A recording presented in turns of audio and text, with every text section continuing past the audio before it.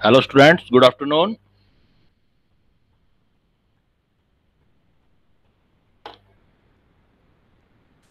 Afternoon sir. Good afternoon. बेटा आवाज आ रही है, स्क्रीन दिख रहा है? Yes sir. हाँ बेटा, सबसे पहले डीपीपी अपना निकाल लो सभी।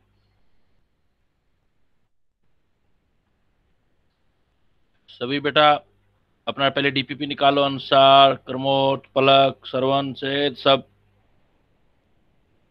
पहले डीपीपी डिस्कस करेंगे हम। तो 1 से लेकर के फ्रॉम 1 to 5 तक किसी का प्रॉब्लम बेटा? 1 to 5। सर सॉल्व नहीं की हूँ। सॉल्व नहीं किया? No sir. बाकी बाकी किसी ने? बाकी भी बोलो बेटा।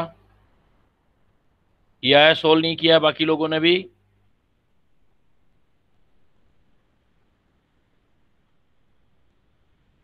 कोई आवाज नहीं आ रही।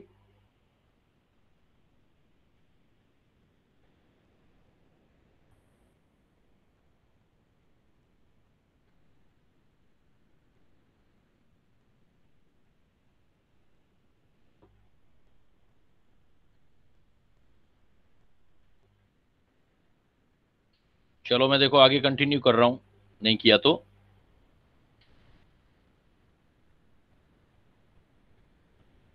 अगर हम कोई प्रॉब्लम, जैसे मैंने कल आपको कुछ प्रॉब्लम बताई थी, उस प्रॉब्लम उस टाइप से सोल्व करते हैं तो इसको स्टोक्योमेट्री प्रॉब्लम बोलते हैं हम। स्टोक्योमेट्रिक प्रॉब्लम, मोल कंसेप्ट का यूज करके जब आप करते हो तो स्टोक्योमेट्रिक प्रॉब्लम होता है। आज मैं आपको एक हिंट और देता हूं कि जब भी प्रॉब्लम आपको सोल्व करना हो तो कैसे सोल्व करेंगे। जैसे देखो, सपोज एक प्रॉब्लम आ गया आपका,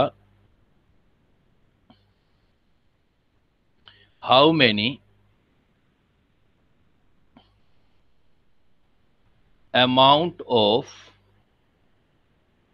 NaOH is required to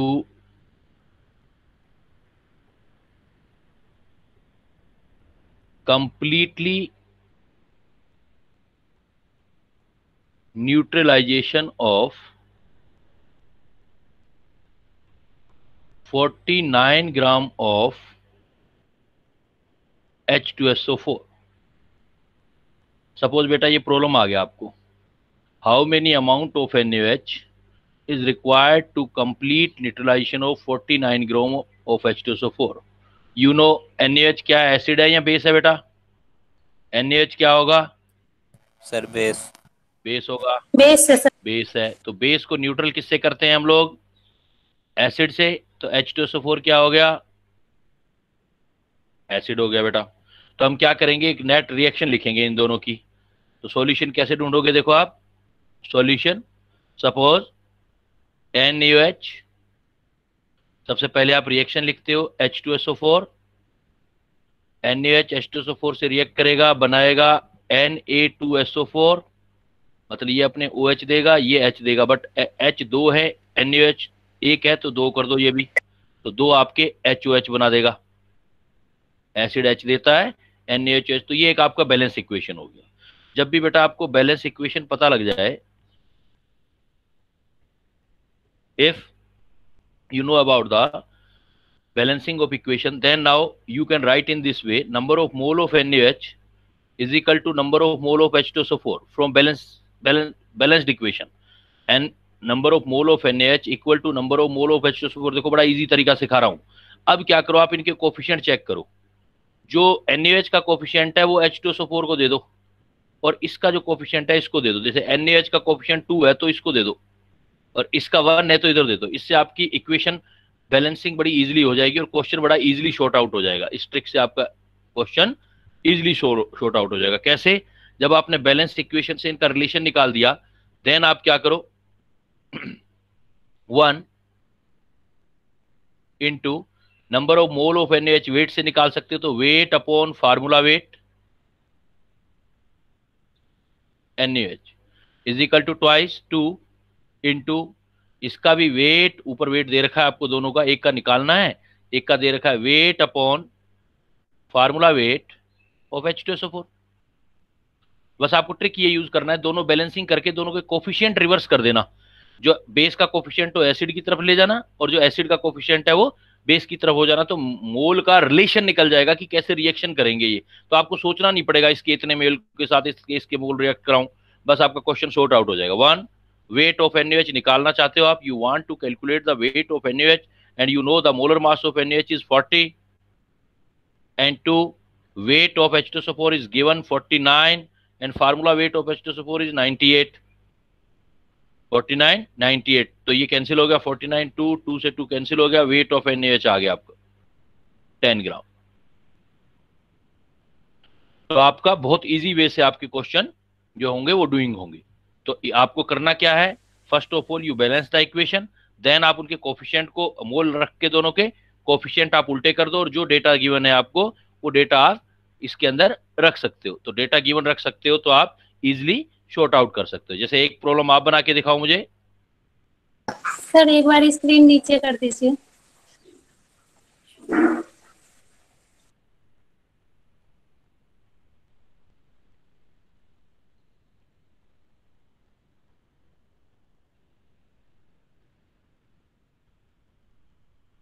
sir थोड़ा और भी।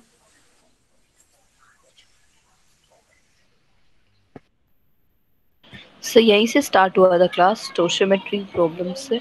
हाँ बेटा, स्टोइकियोमेट्री Okay. प्रॉब्लम से स्टार्ट किया। Thank you.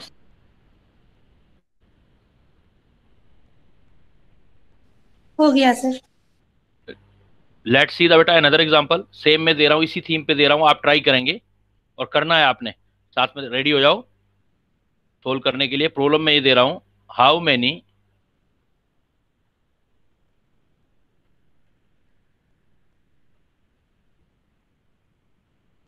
अमाउंट ऑफ, या हाउ मेनी, चेंज कर देता हूँ, चलो मैं लिख देता हूँ, वो बाद में कराऊंगा। How many amount of benzoic acid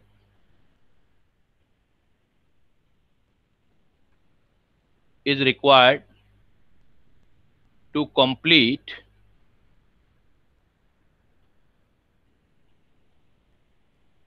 neutralization of 0.1 molar 20 milliliter barium hydroxide. ये लिख देता हूँ, अभी लिख देता हूँ, वॉल्यूम में ना बेस को ही दे दो, कैल्शियम हाइड्रोक्साइड। ये मैंने बेटा आपको क्वेश्चन दे दिया, जल्दी से बनाओ, देखो ट्राई करो कैसे करोगे और क्या आंसर आएगा। Otherwise I am here for your help, but first of all you have to make some effort. It is just like for previous example, just like to previous example.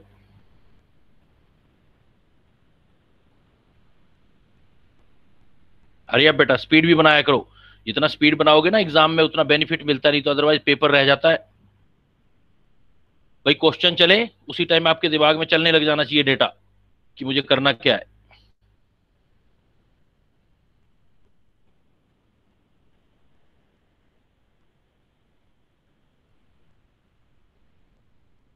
Benzoic acid का formula आता है बेटा, क्योंकि benzoic Yes, acid का sir. Formula आएगा तभी तो balance equation बनाओगे ना। कौन बताएगा? रोहन, रोहन बताओ बेंजोइक एसिड का फार्मूला क्या है? C7H6O2।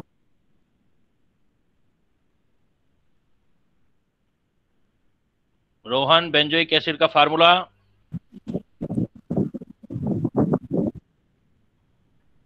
जिससे पूछूं वही बोलेगा बेटा। रोहन सुन रहे हो मेरी आवाज, या बस ओपन करके कहीं चले गए?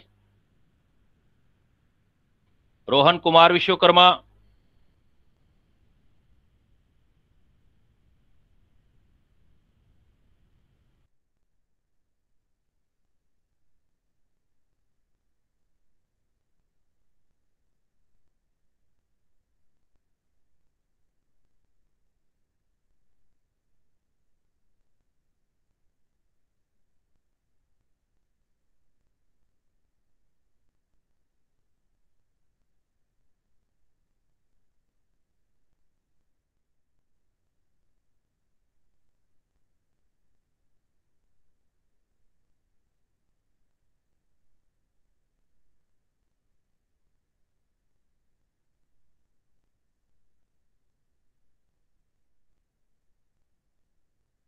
सर आवाज नहीं आ रही है।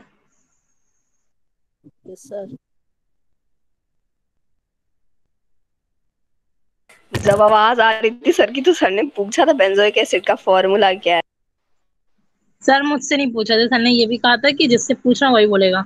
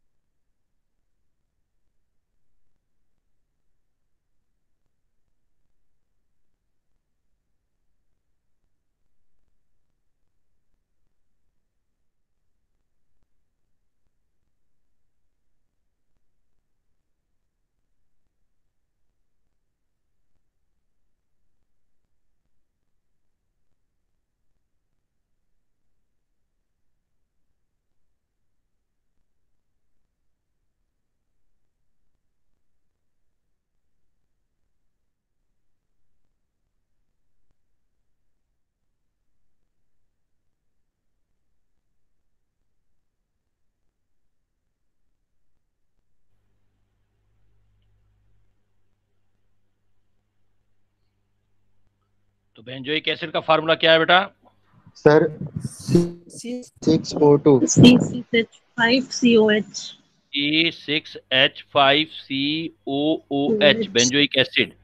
ये बेंजीन वाला पार्ट होता है, ये एसिड वाला पार्ट होता है। तो बेंजोइक एसिड में C6H5COH बेंजोइक एसिड होता है। इसका रिएक्शन आप कराना चाहते हो कैल्शियम हाइड्रोक्साइड के साथ, तो बैलेंस इक्वेशन लिखोगे सबसे पहले। तो देखो OH दो है लेकिन H तो एक ही है, इसलिए 2 पार्टिकल ले लो इसके। तो 2 पार्टिकल ले लोगे तो ये बन जाएगा, बैलेंस करोगे तो C6CH5COO का ट्वाइस कैल्शियम और प्लस H और OH, 2H 2OH बन जाएंगे। तो ये बैलेंस इक्वेशन बन जाएगा। तो इसका मतलब इसको फर्स्ट मान लेते हैं, इसको सेकंड मान लेते हैं। तो फर्स्ट और सेकंड के मोल इक्वेट करो। अब जब क्वेश्चन करोगे आप तो मोल इक्वेट करने होंगे आप, तो नंबर ऑफ मोल ऑफ ए या फर्स्ट इक्वेट करोगे तो number of mole of second आएगा। लेकिन कोफिशिएंट दोनों के रिवर्स कर देना। जैसे बेंजोइक एसिड का 2 है कोफिशिएंट, तो ये इधर लगा देना, और बेस का ये है तो ये इधर लगा देना। इससे क्या है कि अब आपकी न्यूमेरिकल प्रॉब्लम जो है वो इजीली सोल्व हो जाएगी। अब क्या करना है आपको, देखो how many amount of benzoic acid, पहले वाला बेंजोइक एसिड है, अमाउंट निकालना है तो 1 इंटू अमाउंट लिख दो, weight divided by formula weight is equal to twice into दूसरे का नंबर ऑफ मोल। देखो किससे बता रहा है वो, मोलरिटी इंटू वॉल्यूम से। तो हमारे पास फार्मूला होता है मोलरिटी M इंटू वॉल्यूम, लेकिन लीटर में होना चाहिए वो।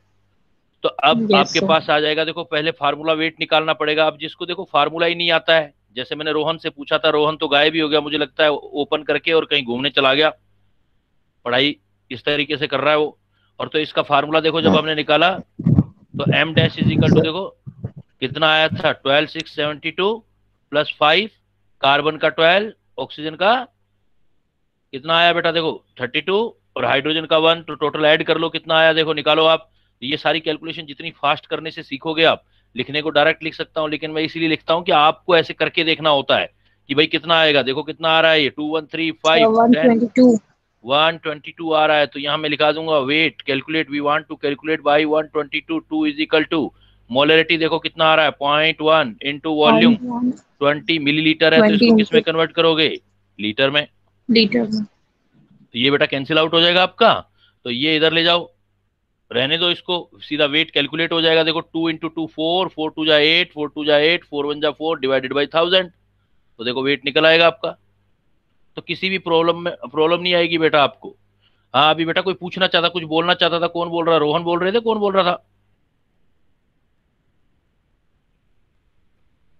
अभी कोई बोल रहा था ना बीच में जब मैं करवा रहा था, क्या पूछना चाहते थे आप, पूछो बेटा। तो इस टाइप से आप बेंजोइक एसिड का न्यूट्रलाइजेशन जो है वो आप इससे कर सकते हो और प्रॉब्लम बना सकते हो। अब मैं देखो नेक्स्ट पॉइंट पे आता हूँ, जब आपका सर जो ये प्रॉब्लम, आपने सोशियोमेट्रिक कोफिशिएंट्स रिवर्स किया हम लोग किसी भी क्वेश्चन में कर सकते हैं। हाँ बैलेंस करके, बट बेटा विद बैलेंस करके फिर कर सकते हो, जिसकी रिएक्शन कराना चाहते हो ना उसके साथ कर सकते हो आप, तो आपका इजी वे में क्वेश्चन गोइंग हो जाएगा हाँ फिर। ठीक है, ओके सर। Yes sir. देखो अब मैं एक टिपिकल सा एग्जांपल देता हूँ, एक मुश्किल सा प्रॉब्लम, अगर इससे ज्यादा मुश्किल नहीं आएगा आपकी नीट में। देखो एक डिफिकल्ट सा क्वेश्चन देता हूं मैं आपको, कि सपोज एक बड़ा सा क्वेश्चन दे दिया उसने, मैं यहां शेयर कर रहा हूं आपके साथ ये बात, ये क्वेश्चन दे दिया मैंने बोल दिया कि KClO4, I am considering this example, KClO4 can be prepared by the chlorine and KOH by a series of reaction given below. ये सारी रिएक्शन दे दी। देखो इसमें क्वेश्चन दे दिया मैंने पहला क्वेश्चन लिखा, calculate the mass of chlorine which is required to produce 138.5 gram KClO4। Suppose ये point solve करना है आपको, तो आप क्या करोगे, जो इक्वेशंस दे रखी है सबसे पहले जैसी भी उसने दे रखी है आप अपने हिसाब से बैलेंस करो बेटा। आप पहले अपने हिसाब से, उसके हिसाब को छोड़ो। अगर उसने बैलेंस दे रखा है फिर तो ठीक है, अगर बैलेंस नहीं दे रखा है तो आप अपने हिसाब से बैलेंस करते जाओ, क्योंकि प्रोडक्ट रिएक्टेंट तो उसने दे दिया हमें। तो जैसे देखो इसको हम बैलेंस करेंगे, डिफिकल्ट से डिफिकल्ट क्वेश्चन ऐसे आ सकते हैं बेटा आपके। तो Cl2 KOH KCl plus KClO plus H2। चलो दूसरा क्या है, KClO KCl प्लस KClO3। बहुत सारे स्टेप्स दे दिए स्टोकियोमेट्री में। तीसरा दे दिया KClO3 KClO4 प्लस KCl। उसने जो बेटा अपने को दिया, देखो यहाँ 4 दे रखा है, चलो मान लेते हैं ये 4 दे दिया, ये 4 दे के उसने बैलेंस कर दिया 3 ये और 1 ये। अब इस दूसरी वाली इक्वेशन में देखो उसने 3 दे रखा है और ये 2 दे रखा है और ये 1 दे रखा है। तो अब इधर 4 है तो इधर भी हम 4 ले लेते हैं। तो इस 4 करने के लिए पूरी इक्वेशन को किससे मल्टीप्लाई करना पड़ेगा बेटा मुझे, क्योंकि मुझे KClO3 कितना लाना है, देखो 4, तो 4 से मल्टीप्लाई कर दिया। अब क्या हो गया, देखो 4 KClO3 ये वाला 4 आ गया, तो ये हो जाएगा 2। मैं अभी दोबारा लिखूंगा, मैंने एक बार लिख दिया 4। अब ये 4 हो गया, तो अब KCl देखो कितना बन गया, देखो KCl और KClO3 कितना बन गया, देखो बेटा ये 4 से मल्टीप्लाई कर रहे हो तो KClO कितना हो जाएगा, अब 12 हो जाएगा KClO, 12 KCl हो जाएगा। और KCl कितना हो जाएगा, देखो बेटा 8 KCl हो जाएगा। तो 12 KClO। तो मैं क्या कर दूंगा कि भाई यहां पर जो KClO है उसको मुझे बैलेंस करना है, तो इसको करने के लिए मुझे क्या करना पड़ेगा, 4 दी 12, तो 12 कर दूंगा। तो बैलेंसिंग कर लो आप। और या मैं आपको इससे भी इजी वे एक बताता हूं कि आप इसको ही छोड़ो, क्योंकि इसमें फिर भी आपको 2 बार चीजें करनी होंगी ना। आप इसको भी छोड़ो, जो उसने लिखा है वो छोड़ दो कोफिशिएंट, आप अपनी तरफ से बैलेंस करो। जैसे सपोज ये इक्वेशन प्रोडक्ट रिएक्टेंट लिख दिए, सबसे पहले देखो क्लोरीन ले लो, जितना लेना है, जैसे 1 लेना है तो 1 ले लो, 1 Cl2। अगर मैं 1 Cl2 ले लूं तो इसको बैलेंस करूंगा तो ये कितना आएगा, देखो बेटा 1 Cl और ये भी 1 Cl, 2 पोटेशियम, तो K2 कर देता हूं। अब ऑक्सीजन देखो 2 करने हैं, एक ये रहा एक ये रहा, हाइड्रोजन 2 बैलेंस हो गया। फर्स्ट इक्वेशन मैंने अपनी मर्जी से 1 Cl2 लेके बैलेंस कर दिया, ठीक है। अब देखो KClO कितने बनाए हैं आपने यहां पर, 1, बस ये बैलेंसिंग सीखनी है आपने, तो यहां 1 लगा दो। अब 1 KCl आपने कर दिया है, तो इधर भी आपको 1 KCl चाहिए होगा। तो 1 KCl करने के लिए आपको क्या करना पड़ेगा, इसमें देखो 1 KCl चाहिए, 1 Cl चाहिए और O चाहिए, 1 O चाहिए। तो 1 O चाहिए आपको, तो बना सकते हो क्या ऐसे इस इक्वेशन से, क्योंकि KCl आपका 3 है, 2 है, तो आपका 2 एक 3 कर दिया उसने, तो कैल्शियम तो बैलेंस था, Cl3 आपका बैलेंस था, ऑक्सीजन 3 बैलेंस था। तो अब आपको ऑक्सीजन बैलेंस करना है। देखो एक काम करो, इस साइड देखो कितने ऑक्सीजन है बेटा आपके पास, 3 इस साइड कितने ऑक्सीजन है,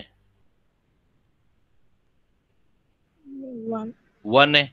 या तो मैं क्या करूं, इस वाले को 3 से मल्टीप्लाई कर दूं, इस KClO को, या क्या कर दूं, इसको 3 से डिवाइड कर दूं। एक काम कर सकता, तो मैंने ऐसे कर दिया, 3 से इसको मल्टीप्लाई कर दिया। तो अब कितना हो गया, 3 KClO लेकिन मुझे लेके क्या चलना है, 1 लेके चलना है, तो 1 से करो ना आप। 1 है तो इसको 1/3 कर दो, तो 1 KCl, तो इसको लिख देता हूँ 1 तो था ही, 3 से डिवाइड कर देता हूँ। अब Yes, sir. मैंने 3 से डिवाइड कर दिया, तो 3 से डिवाइड कर दिया तो देखो कितना हो गया मेरे पास, ऑक्सीजन कितना हो गया मेरे पास, 3 × 3 1 हो गया ना ऑक्सीजन। अब One. और Yes, sir. पोटेशियम देखो कितना हो रहा है।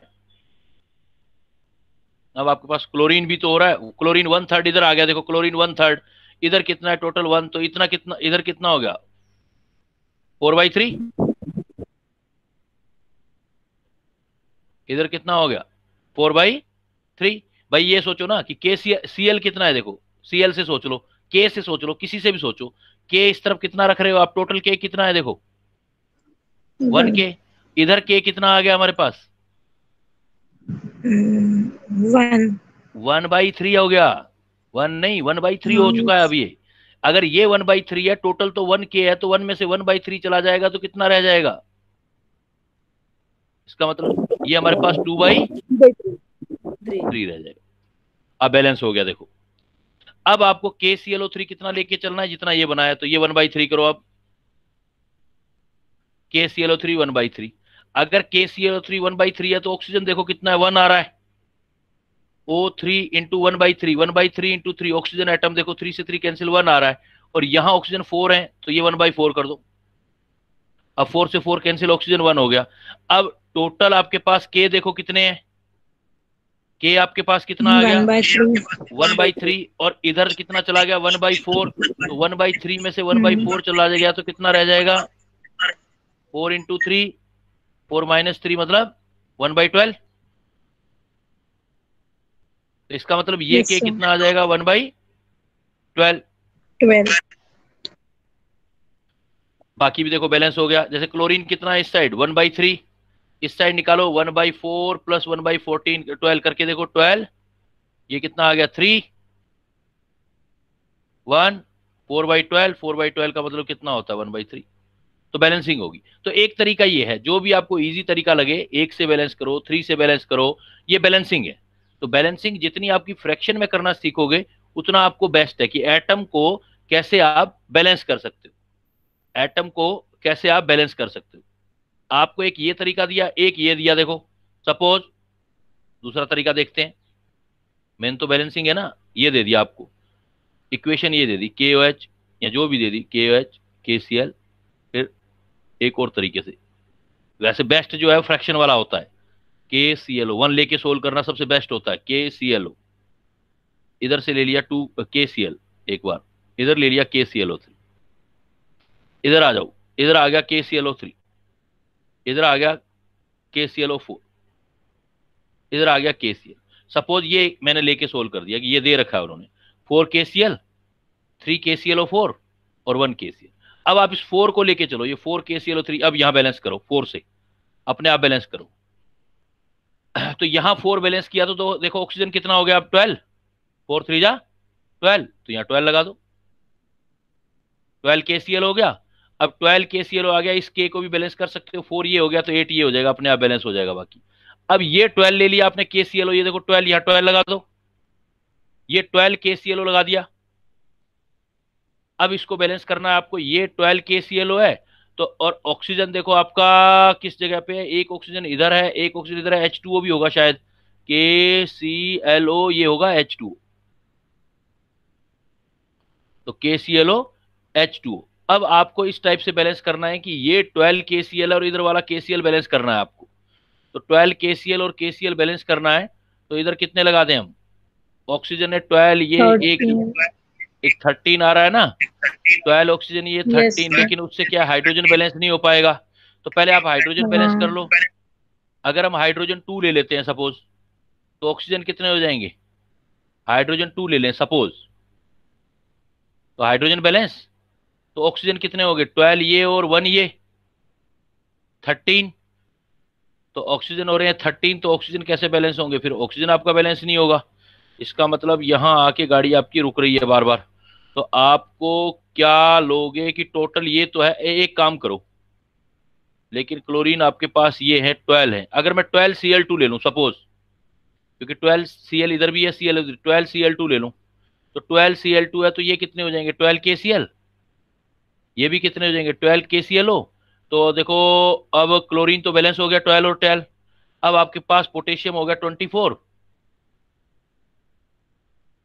24 से भी बैलेंस नहीं होगा, क्योंकि 12 ये करोगे 12, ये देखो यहाँ प्रॉब्लम आ रहा है 14, 12 और 12, 24 ले लूं मैं, 24 के इधर आ रहे हैं आपके 24 के, ठीक है।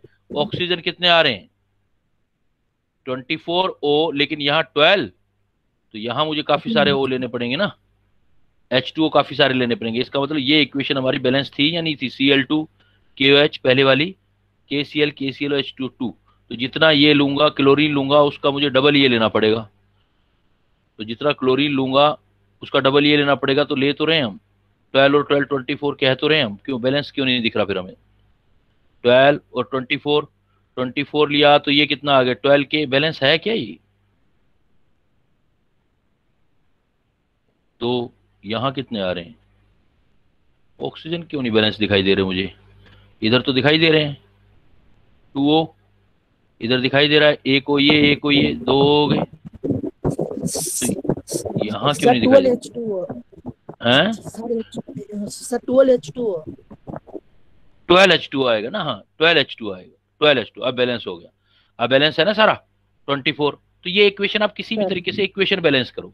अब जब इक्वेशन बैलेंस करोगे, अब आप अपना क्वेश्चन देखो, देखो क्या निकालना चाहते हो आप, ये आपका प्रॉब्लम था, सपोज ये प्रॉब्लम था calculate the mass of chlorine, एक आपको क्लोरीन देखना है, which required to produce KClO4, एक KClO4 देखना है, तो आप बस लिख दो number of mole of Cl2, balance तो कर लिया आपने।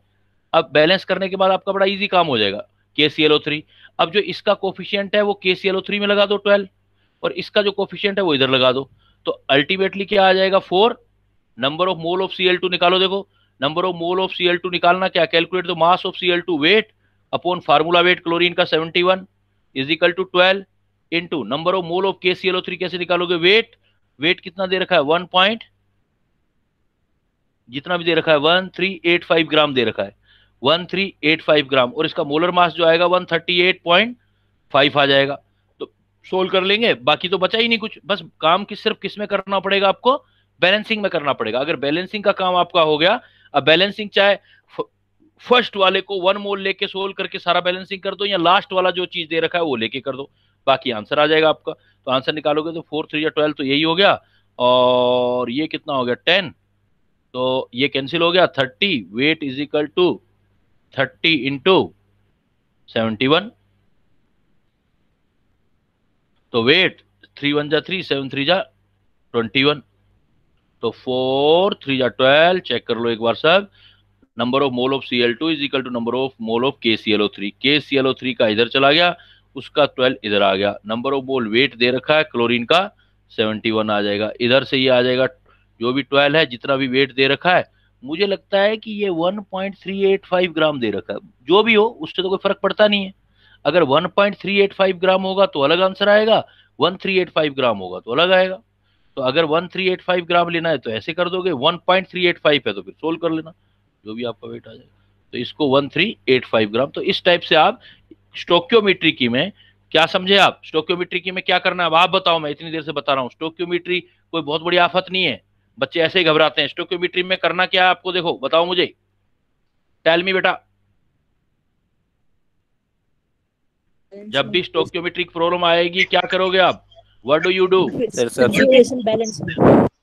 ऑफ ऑल क्या करोगे, बैलेंस इक्वेशन करोगे। देखो एक कॉम्प्लिकेटेड से कॉम्प्लिकेटेड एग्जांपल लिया मैंने लास्ट में, तब भी सोल्व हो गया, और इक्वेशन बैलेंस करोगे, जिसका भी डेटा दे रखा है उनको आपस में इक्वेट करोगे, मोल को इक्वेट करके उनके जो कोफिशिएंट है उनको उल्टा कर दोगे रेसिप्रोकल, और फिर आपका जो मोल कंसेप्ट है वो लगा दोगे, तो आपका सारा प्रॉब्लम क्लियर हो जाएगा। क्लियर बेटा?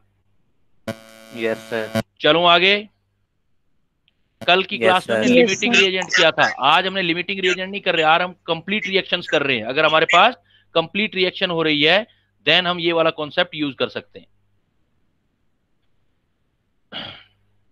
नेक्स्ट टॉपिक कंटिन्यू करने से पहले बेटा मैं आपको एक आज बेसिक चीज एक और सिखाने जा रहा हूं, जो आपकी it would be helpful in whole chapter, in whole chemistry, सभी में काम आने वाली है। चाहे आप इलेक्ट्रोकेमिस्ट्री करने जा रहे हो, चाहे आप आगे इक्विलिब्रियम करोगे, तो एक मैं कुछ बेसिक सिखाने वाला हूं अभी आपको, और इस बेस शायद ही आपने नहीं सीखा हो पहले, कभी सुना भी ना हो, तो ध्यान देना अब, उससे हमारा आगे कैलकुलेशन काफी इजी होने वाला है। तो आज मैं सिखाने जा रहा हूं वैलेंस फैक्टर, वैलेंसी फैक्टर, या इसको वैलेंस फैक्टर या एनएफ बोलते। तो ये डिफरेंट केसेस हैं बेटा। सबसे पहले जैसे केस फर्स्ट, अगर हमें n factor for element select करना हो, n factor for element, n factor for element का मतलब होता है वैलेंसी ऑफ एलिमेंट। जिस भी एलिमेंट का जो वैलेंसी होता है बेटा, वो उसका एन फैक्टर। जैसे एग्जांपल बताऊं मैं, वैलेंसी क्या होता है? वैलेंसी का मतलब होता है बेटा कि कितने हाइड्रोजन के साथ एटम अटैच होता है। इन जनरल, सबसे सिंपल वे देखने का तरीका ये होता है, in general atom attached with how many hydrogen atom in their most general hydride। जैसे देखो बेटा, पीरियोडिक टेबल लेते हैं अपने, पीरियोडिक टेबल के अंदर देखो, सपोज मैंने ले लिया लिथियम या सोडियम, कुछ भी ले लो, मैं लिथियम वाला है पूरा ग्रुप, लिथियम है, सोडियम है। दूसरा जो है आपका वो बेरिलियम वगैरह है, मैग्नीशियम वगैरह है। ऐसे ही फिर देखो बोरोन है, कार्बन है, नाइट्रोजन है, ऑक्सीजन है, फ्लोरीन है, ठीक है, नियोन। अब आप जब इनका हाइड्रोजन के साथ कंपाउंड बनाओगे किसी का भी, तो हाइड्रोजन के साथ कंपाउंड लिथियम का कौन सा बनता है बेटा? Lithium hydride. बेरिलियम के साथ जनरल कंपाउंड कौन सा बनता है? Beryllium hydride. बोरोन के साथ क्या बनता है? BH3। कार्बन के साथ जनरल कंपाउंड कौन सा बनता है हाइड्राइड? CH4। मतलब आपको आता होगा लेकिन कभी सोचा नहीं होगा आपने ये बात, बस फर्क इतना होगा। नाइट्रोजन के साथ क्या बनता है देखो वापिस? NH3। ऑक्सीजन के साथ देखो बेटा क्या बनता है? फ्लोरीन के साथ क्या बनता है? और नियोन के साथ कोई बनता ही नहीं। इसका मतलब वैलेंसी क्या होती है कि पहले जनरली 1 से लेकर के यहाँ एक हाइड्रोजन, तो वैलेंसी 1 हो गया, 2 हाइड्रोजन तो 2 हो गया इस पूरे ग्रुप का। तो जो भी लिथियम सोडियम पोटेशियम आएगा तो उसमें आप एलिमेंट का वैलेंसी जो लेंगे वो 1 लेंगे। बेरिलियम मैग्नीशियम कैल्शियम जो भी पीरियोडिक टेबल में आएगा वैलेंसी बेटा 2 लोगे। बोरोन वाले में वैलेंसी कितना लोगे आप? 3। कार्बन के अंदर कितना वैलेंसी लोगे बेटा आप? 4। एंड आफ्टर 4 देखो वापिस रिड्यूस होने लग गया। वैलेंसी ऑफ एलिमेंट में प्लस माइनस नहीं देखा जाता, वापिस देखो रिड्यूस होने लग गया। वापिस कितना आ गया देखो नाइट्रोजन के लिए? 3। तो नाइट्रोजन फास्फोरस जो भी पीरियोडिक टेबल में आएगा 3 लोगे। ऑक्सीजन वाली फैमिली, ऑक्सीजन सल्फर 2। हाइड्रोजन वाली फैमिली वापिस 1। तो वैलेंसी जो होती है किसी एलिमेंट की, ये मतलब वैसे तो बेसिक चीजें 8th 9th 10th 4th 5th 6th class की चीजें हैं, लेकिन होता क्या है कि कभी हमने पढ़ा ही नहीं होता, हमने रट रट के आए होते हैं हम आगे, तभी हमें 1 साल एक्स्ट्रा लगाना होता है। Otherwise no need to give 1 extra year. अगर ये पहले से, जिन बच्चों के पहले से क्लियर होते हैं ना, छोटे से ही क्लियर करते चले जाते हैं, उनको जो है कोई प्रॉब्लम नहीं आता। तो अगर मैं एलिमेंट का वैलेंसी पूछूं तो वैलेंसी जो फर्स्ट ग्रुप वाले होंगे फर्स्ट, दूसरे का सेकंड, थर्ड का 3, फोर्थ का 4, अगेन 4 तक इंक्रीज होकर फिर डाउन होना है 3 2 1। तो जो भी एलिमेंट है उसका एन फैक्टर ऑफ एलिमेंट अगर देखना है तो वैलेंसी ऑफ एलिमेंट जो उसकी वैलेंसी हो। जैसे मैं आपसे अगर पूछूं कि एन फैक्टर ऑफ ऑक्सीजन, आप बताओ क्या बोलोगे आप? 2।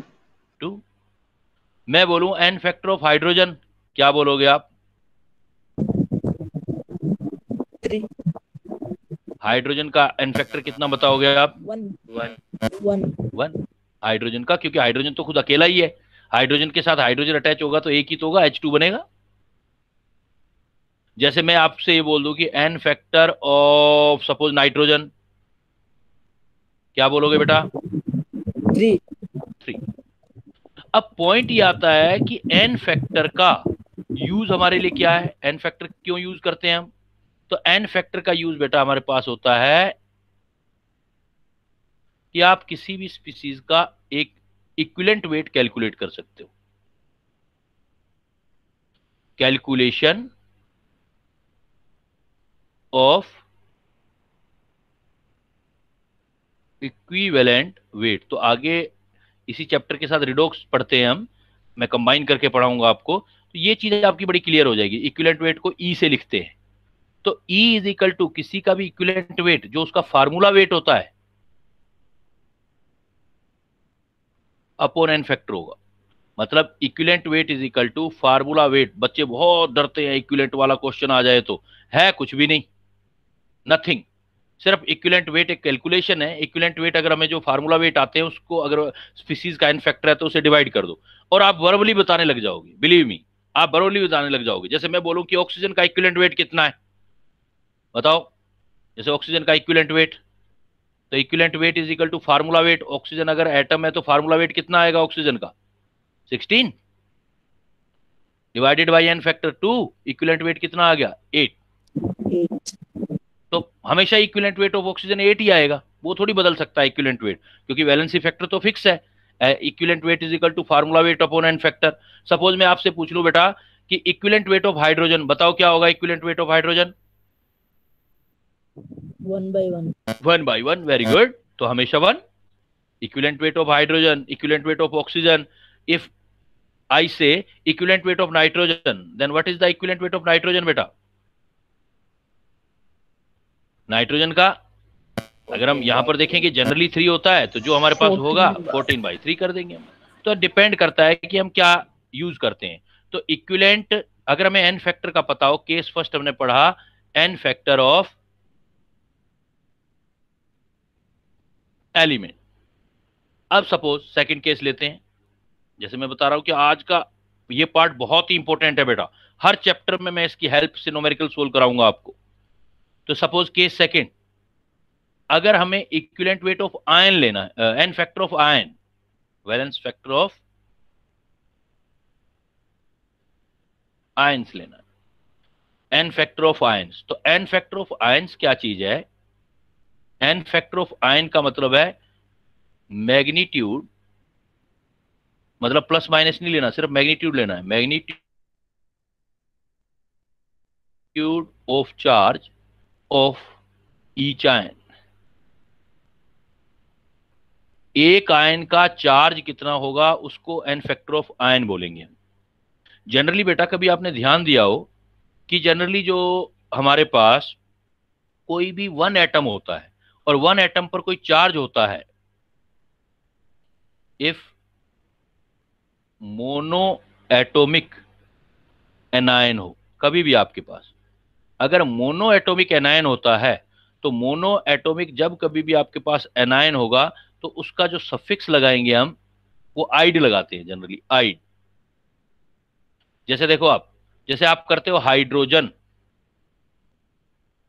हाइड्रोजन का कितना चार्ज होता है बेटा, जनरली पॉजिटिव होता है, H पॉजिटिव। अगर नेगेटिव आ जाए तो H नेगेटिव बोलते हो। जैसे हेलोजन, कोई सा भी हेलोजन ले लो, जैसे क्लोरीन, क्लोरीन का चार्ज कितना लेते हो बेटा, नेगेटिव।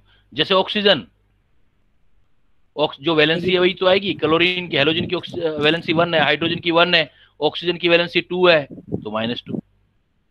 अगर इधर वाले मेटल आ जाएंगे जैसे सोडियम, +1। अगर आपके पास मोनो एटोमिक कैटायन होता है तो आपका सफिक्स कुछ नहीं यूज करते आप, जो नाम होता है जनरली यूज करते हैं। जैसे मैग्नीशियम है, एक एल्यूमिनियम है, 3rd ग्रुप का है, तो जो वैलेंसी होती है वही मेटल होगा तो वही पॉजिटिव में रख देते हैं, और नॉन मेटल होता है तो नेगेटिव में रख देते हैं। नाइट्रोजन है, तो इनके जो नाम होंगे वो सीधे सीधे नाम होंगे, कोई सफिक्स नहीं लगाओगे। Na पॉजिटिव को आप सोडियम ही बोलोगे, मैग्नीशियम ही बोलोगे मैग्नीशियम को, एल्यूमिनियम ही बोलोगे एल्यूमिनियम को। अब H पर नेगेटिव चार्ज आ जाएगा तो आइड आ जाएगा, तो हाइड्रोजन वाले पार्ट को बोलोगे हाइड्राइड, क्लोरीन वाले पार्ट को बोलोगे क्लोराइड, ऑक्सीजन वाले पार्ट को बोलोगे ऑक्साइड, नाइट्रोजन वाले पार्ट को बोलोगे नाइट्राइड। और एन फैक्टर जो होगा उसका चार्ज होगा। जैसे सपोज मैं बोलूं नाइट्रोजन का एन फैक्टर कितना होगा, नाइट्राइड आयन का 14/3 नाइट एन फैक्टर बोल रहा हूं बेटा, एन माइनस नहीं बोलना, माइनस प्लस नहीं बोलना। एन फैक्टर में 3 माइनस, ऑक्सीडेशन स्टेट नहीं कह रहा। I am not asking about oxidation state, we are considering n factor, valency factor. Valency factor सिर्फ मैग्नीट्यूड होता है। तो नाइट्रोजन का एन फैक्टर कितना बोलोगे बेटा? 3 नाइट्रोजन का, ऑक्सीजन का एन फैक्टर कितना बोलोगे? 2। जैसे आपसे कोई बोले, एज एग्जांपल आपसे पूछे equivalent weight of oxide ion, तो क्या लिखोगे? Equivalent weight E is equal to formula weight upon n factor. तो इक्विवेलेंट वेट, फार्मूला वेट एक ऑक्सीजन का होता है 16, एन फैक्टर वही रहना है, मैग्नीट्यूड देना है ऑक्सीजन वाला 2, वापिस 8 आ गया। देखो, चाहे ऑक्सीजन हो चाहे ऑक्साइड आयन हो, 8 आ गया।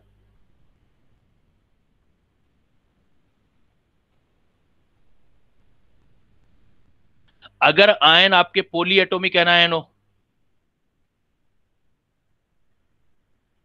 ऊपर वाले का एक एक्सेप्शन है, हाइड्रोक्साइड वाला, उसमें 2 एटम है, तब भी हम आइड लगा रहे हैं, OH नेगेटिव। अब देखो, अगर पॉली एटॉमिक है, पॉली एटॉमिक एनायन है, तब जो सफिक्स है, अगर लेस ऑक्सीजन होगा तो आइट आएगा, आइट, आइड नहीं, आइट। अगर मोर ऑक्सीजन है तो 8 आएगा पॉली एटॉमिक एनायन के लिए। अगर एनायन में एक से ज्यादा एटम है, देन आपका ऐसा केस होगा। Let's see the example. Suppose मैंने लिख दिया NO2 नेगेटिव और एक लिख दिया NO3 नेगेटिव। ये चार्ज याद करने पड़ेंगे। NO2 का नाम होगा बेटा, कम ऑक्सीजन है तो नाइट्राइट आयन। NO3 एक ऑक्सीजन ज्यादा है तो 8 आ जाएगा, nitrate ion.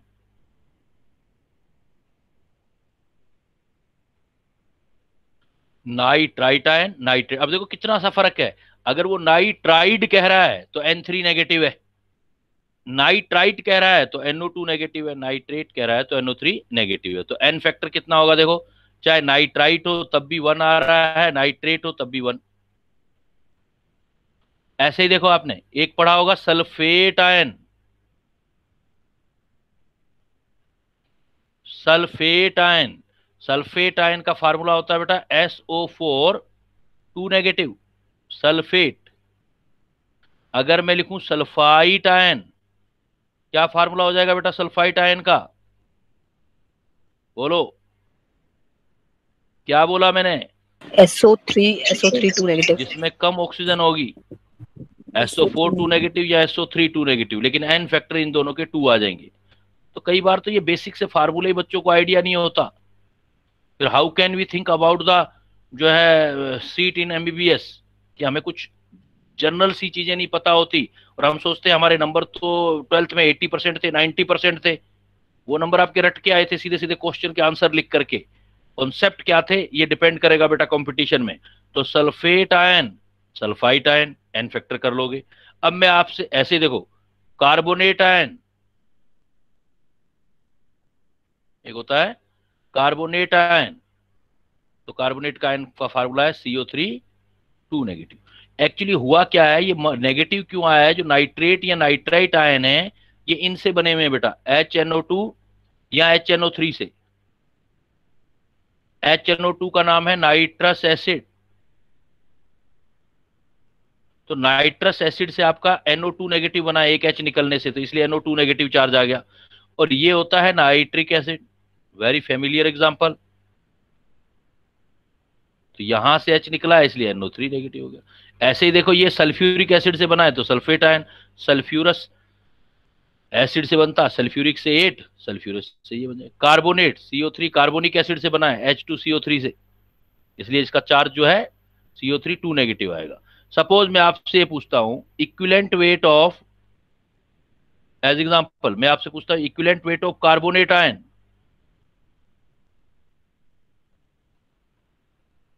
Equivalent weight of carbonate ion, तो आप क्या निकालोगे बेटा, कितना आएगा? देखो कार्बोनेट आयन का equivalent weight of carbonate ion, तो क्या बोलोगे? Equivalent weight is equal to formula weight upon n factor. अब कार्बोनेट का फार्मूला निकालो, देखो कार्बोनेट, कार्बन का 12, एक ऑक्सीजन का 16, 3 जा 48, तो ये तो 60 हो गया। तो 60 एन फैक्टर जो होगा पर स्पीसीज का चार्ज है 2, मैग्नीट्यूड लेना है, तो कितना आ गया? 30 equivalent weight of carbonate ion. ऐसे ही एक बहुत ज्यादा यूज होने वाला है आपका, कार्बोनेट के बाद एक यूज होने वाला है आपका जैसे ऑक्सलेट आयन। ऑक्सलेट आयन होता है C2O4 2 नेगेटिव,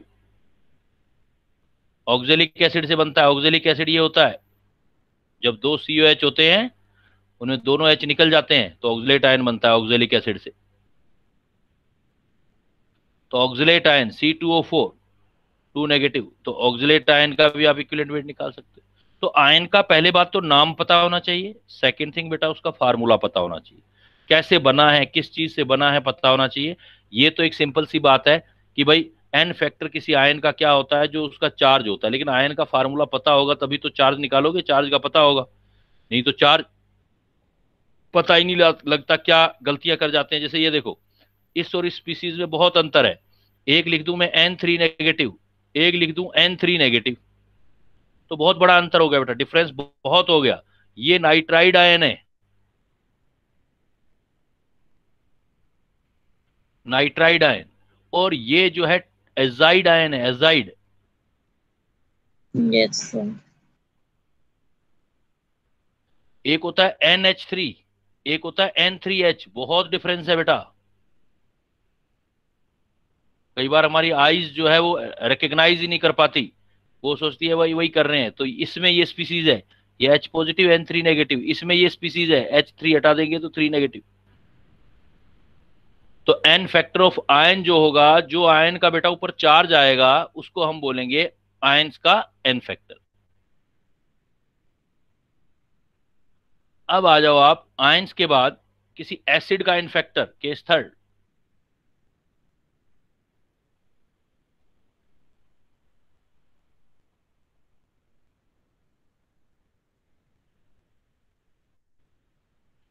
कोई भी बेटा एसिड है उसका एन फैक्टर होगा नंबर ऑफ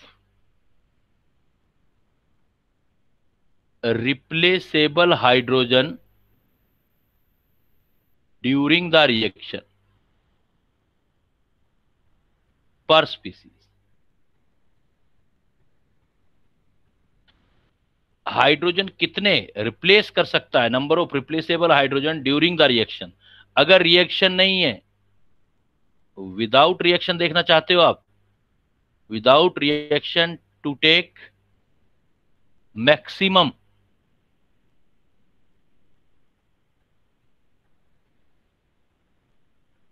रिप्लेसेबल हाइड्रोजन। तो एन फैक्टर ऑफ एसिड लिखना है तो n factor of acid is the number of replaceable hydrogen during the reaction for species. जैसे एग्जांपल देखो, अब इसमें क्या है कि जरूरी नहीं है कि जो आपको दिखता है उतने ही हाइड्रोजन रिप्लेस हो। जैसे example, hydrochloric acid, hydrochloric acid, hydrochloric acid का क्या फार्मूला होता है बेटा, बोलते जाओ, HCl, हाइड्रोक्लोरिक एसिड है। तो कितने हाइड्रोजन रिप्लेस कर पाएगा, तो कोई ऑप्शन ही नहीं है, कोई प्रॉब्लम ही नहीं है, एक ही हाइड्रोजन है तो एन फैक्टर 1 हो, हाइड्रोक्लोरिक एसिड का एन फैक्टर 1 हो। Carbonic acid, carbonic acid, carbonic acid का फार्मूला है H2CO3। अब देखो कार्बोनिक एसिड सीधा फार्मूला दे दिया, तो मैक्सिमम रिप्लेसेबल हाइड्रोजन देने हैं तो मैक्सिमम में दोनों रिप्लेस हो जाएंगे, तो एन फैक्टर कितना होगा 2, कार्बोनिक एसिड का एन फैक्टर 2। बट अगर रिएक्शन दे दी, जैसे मैंने रिएक्शन लिख दिया कोई H2CO3 कन्वर्ट होके बना रहा है NaHCO3 और इसी H2CO3 का एन फैक्टर निकालना है। अब बताओ बेटा कितना एन फैक्टर होगा। H2CO3 में 2 हाइड्रोजन रिप्लेस हो सकते थे, लेकिन ड्यूरिंग द रिएक्शन एक तो बाकी है। इसका मतलब रिप्लेस कितने हाइड्रोजन हुए हैं बेटा, 1 एक। 1 तो जब रिएक्शन हो तो ध्यान देना है रिएक्शन पर, इसलिए मैंने लिखा है number of replaceable hydrogen during the reaction. अगर रिएक्शन नहीं है तो मैक्सिमम पावर, तो वो मैक्सिमम पावर लेनी है, कितने रिप्लेस मैक्सिमम कर सकता है। तो H2CO3 अगर जनरल कार्बोनिक एसिड होता तो एन फैक्टर 2 था, लेकिन अगर रिएक्शन दे दी उसी कार्बोनिक एसिड का एन फैक्टर कितना लिखोगे अब यहाँ? 1।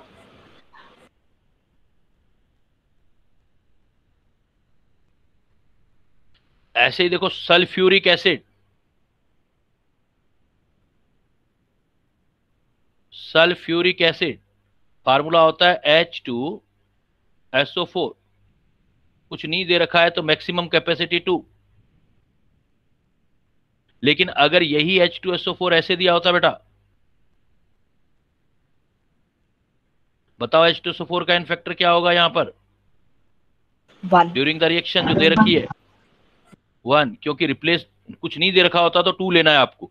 रिएक्शन दे रखी है ऐसी, स्पेशली ये दे रखी है, तो फिर जितना रिप्लेस कर रहा है हाइड्रोजन उतना ही लेना है। और कई ऐसे एग्जांपल होते हैं बेटा, जैसे ऑर्गेनिक के खास करके जितने हाइड्रोजन देखते हैं उतने रिप्लेस नहीं है। जैसे एसिटिक एसिड, एसिटिक एसिड का फार्मूला क्या होता है बेटा? It is not very difficult question, CH3COH। तो जो O के साथ वाला H है वही रिप्लेसेबल है, सिर्फ ये H निकलेगा, ये वाले H नहीं निकलेंगे रिप्लेसेबल, कार्बन के साथ वाले वाटर में नहीं जाएंगे। तो एन फैक्टर कितना दोगे आप? 1, एन फैक्टर 1। ऐसे example, as I have already told you, oxalic, what is the formula of oxalic acid बेटा? What is the formula of oxalic acid? COOH and COOH। वैसे ये हाइड्रेटेड भी होता है, अगर वाटर भी अटैच हो तो वाटर, लेकिन वाटर से कोई कहे तो लेना है, नहीं तो नहीं लेना, हमें तो ये H देखने हैं। तो एन फैक्टर कितना यूज करोगे इसका, ऑक्सैलिक एसिड का? 2। क्लियर? चलो आगे। Yes sir. देन देखो आप बेटा कि अब देखो कुछ important example, specific example, specially star लगा के कर रहा हूं।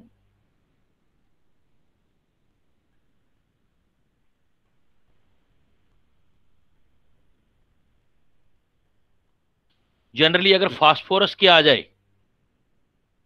If phosphorus is central atom,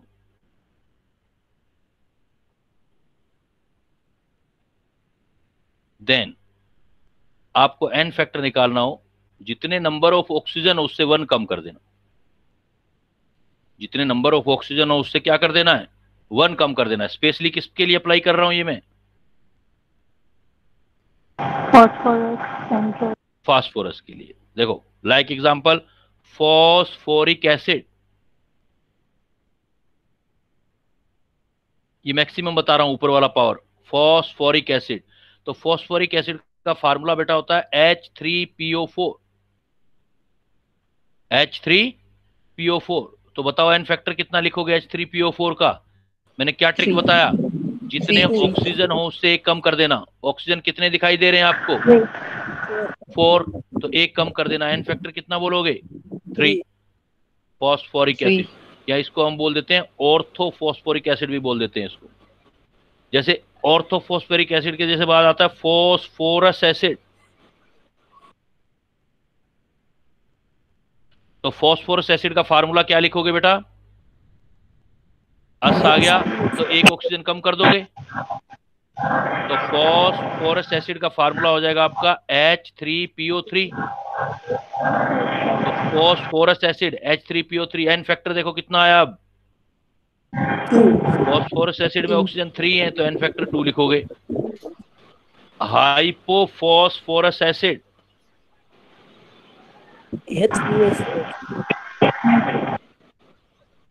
एक ऑक्सीजन और कम हो जाएगा, फार्मूला होता है हाइपोफॉस्फोरस का H3PO2, H3PO2। एन फैक्टर कितना लिखेंगे हाइपोफॉस्फोरस में? देखो आप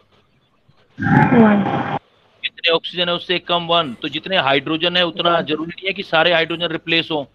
तो काफी इंपॉर्टेंट एग्जांपल है, कंपटीशन में पूछा जाएगा। फॉस्फोरिक एसिड का एन फैक्टर 3, जितने फॉस्फोरस वाले केस में स्पेशली आप यूज करोगे, नंबर ऑफ एन फैक्टर निकालना है, जितना ऑक्सीजन है उससे 1 कम कर दो, मैक्सिमम वाला है ये। मैक्सिमम एन फैक्टर है।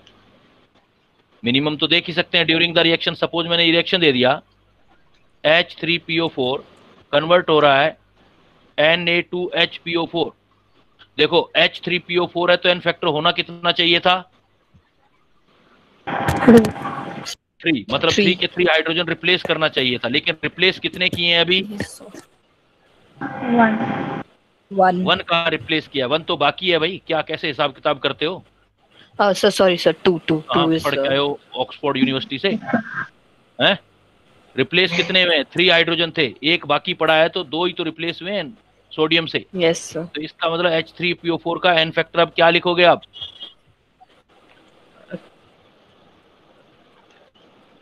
Replaceable hydrogen during the reaction, replaceable hydrogen during the reaction, replaceable hydrogen during the reaction. कितने हाइड्रोजन रिप्लेस कर सकता था फॉस्फोरिक एसिड? सर 3 कर सकता था। 3 कर सकता था। मैक्सिमम कैपेसिटी 3 थी, लेकिन कितने किए हैं उसने? 2 किए। 2 किए हैं, एक बाकी है। ये सामने दिख रहा है, आंखें फाड़ के देखो इसको, एक दिख रहा है, इसका मतलब 2 चले गए, 2 रिप्लेस हो गए। रिप्लेस का मतलब जो चले जाते हैं उसको बोलते हैं रिप्लेस हो गए। एन फैक्टर कितना आया आपका H3PO4 में? 2, इसलिए बोलेंगे एन फैक्टर। तो ड्यूरिंग द रिएक्शन भी चेक करना है, ऐसे भी करना है। सपोज मैंने एग्जांपल दे दिया H3PO3 और ये बना दिया मैंने NaH2PO3। एन फैक्टर कितना हुआ बेटा H3PO3 का? 2 सर। इतना समझाने के बाद वापस 2। तो H3PO3 का ना 2 तो होगा। H3PO3 है तो रिएक्शन नहीं दे दी क्या? 1 आएगा आंसर। हाँ सर, बाद में मतलब मैं नॉर्मली बता रही थी। बाद और पहले क्या? क्वेश्चन ये है तो इसमें बताओगे ना। 1 सर। H3PO3 से कन्वर्ट हो रहा है NaH2PO3, तो H3PO3 अकेला होता, कुछ नहीं दे रखा होता, तो मैक्सिमम कैपेसिटी आती। वो कितना एन फैक्टर था मैक्सिमम? कितने रिप्लेस कर सकता था वो? सर 2 कर सकता था। 2 कर सकता था, लेकिन किया कितना इस रिएक्शन में? ड्यूरिंग द रिएक्शन दे दिया उसने एग्जाम में, केवल 1 ही किया। एक ही किया है, केवल एक किया है। एक Na आ गया, एक H हटा करके, तो यहां पर एन फैक्टर 2 नहीं लिखूंगा, एन फैक्टर 1 लिखूंगा। तो अगर आपको एन फैक्टर डायरेक्ट दिया होता है, जब डायरेक्ट दिया होता है तो एन फैक्टर निकालोगे, फिर ड्यूरिंग द रिएक्शन है तो वो चेक करोगे आप। जैसा क्वेश्चन आएगा उस हिसाब से आपको क्वेश्चन सॉर्ट आउट करना होता है।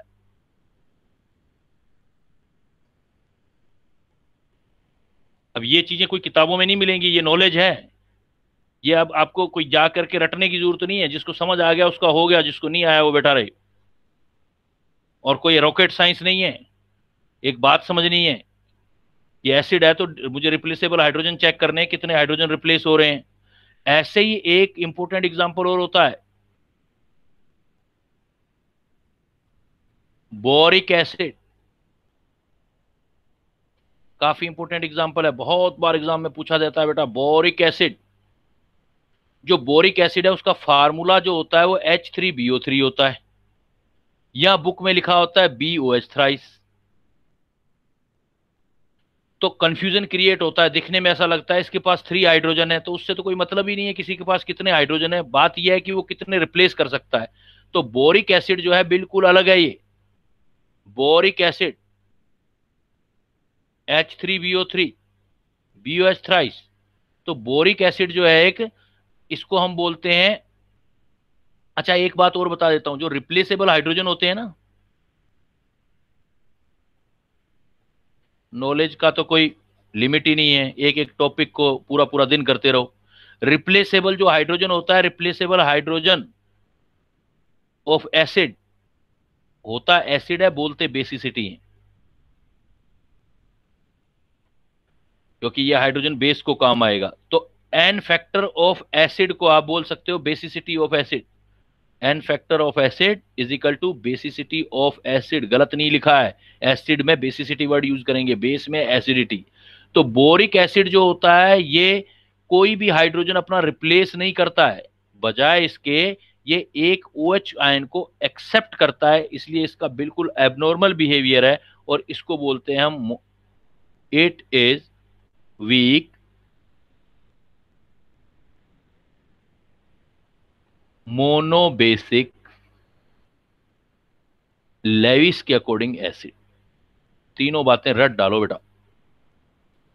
जो बोरिक एसिड होता है वीक एसिड है। जैसे देखो सल्फ्यूरिक एसिड है, सल्फ्यूरिक एसिड को आंख में डालोगे तो आंख खत्म हो जाएगी आपकी, लेकिन बोरिक एसिड को आंख में डालोगे तो आंख साफ होगी, एंटीसेप्टिक है ये, तो काफी वीक एसिड है बोरिक एसिड। तो वीक मोनोबेसिक, या मोनोबेसिसिटी का रीजन बताऊंगा, मतलब एन फैक्टर 1 है। मोनोबेसिक का मतलब है एन फैक्टर 1 है, और लेइस के अकॉर्डिंग एसिड है। लेइस एक थ्योरी है, उसके अकॉर्डिंग एसिड है। तो कैसे हुआ तीनों चीजें? जो बोरिक एसिड है वो वीक मोनोबेसिक लेइस एसिड। तो वीक मोनोबेसिक लेइस एसिड कैसे हुआ बेटा? देखो इसका रीजन ये है, it does not replace hydrogen but it accept one OH negative ion, जैसे वाटर है तो फ्रॉम वाटर, या जो भी हो, फ्रॉम वाटर और बेस। तो it does not replace hydrogen but it except one OH negative ion from water, so it's basicity is 1। इसलिए हम कहते हैं इसकी बेसिसिटी 1 है या एन फैक्टर 1 है। बोरिक एसिड का एन फैक्टर आपने 1 यूज करना है। बोरिक एसिड का एन फैक्टर 1। जैसे बोरिक एसिड को वाटर में डालो आप, तो बोरिक एसिड की स्ट्रक्चर बेटा ऐसे होती है। बोरिक एसिड की BOH OH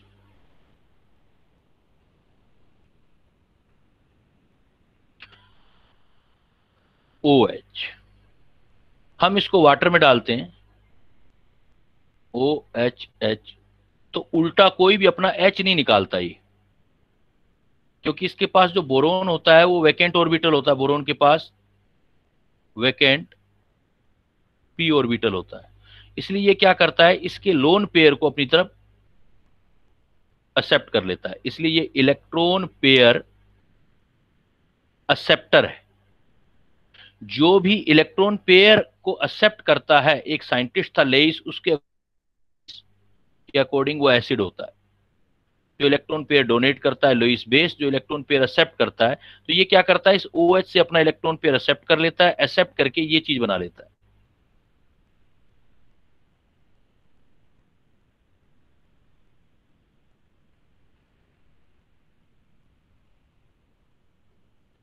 H positive ion देता है, लेकिन ये H positive ion boric acid नहीं देता, ये तो वाटर वाला है। तो एक्चुअली इसने क्या, हमें तो बोरिक एसिड की बात कर रहे हैं, तो बोरिक एसिड यहाँ पर विद जो डेफिनेशन है, अकॉर्डिंग टू डेफिनेशन नहीं है, ये डेफिनेशन से बिल्कुल अलग है यहाँ पर। तो बोरिक एसिड क्या कर रहा है, it does not replace hydrogen but it accept 1 OH ion from water और base, so it's basicity is 1।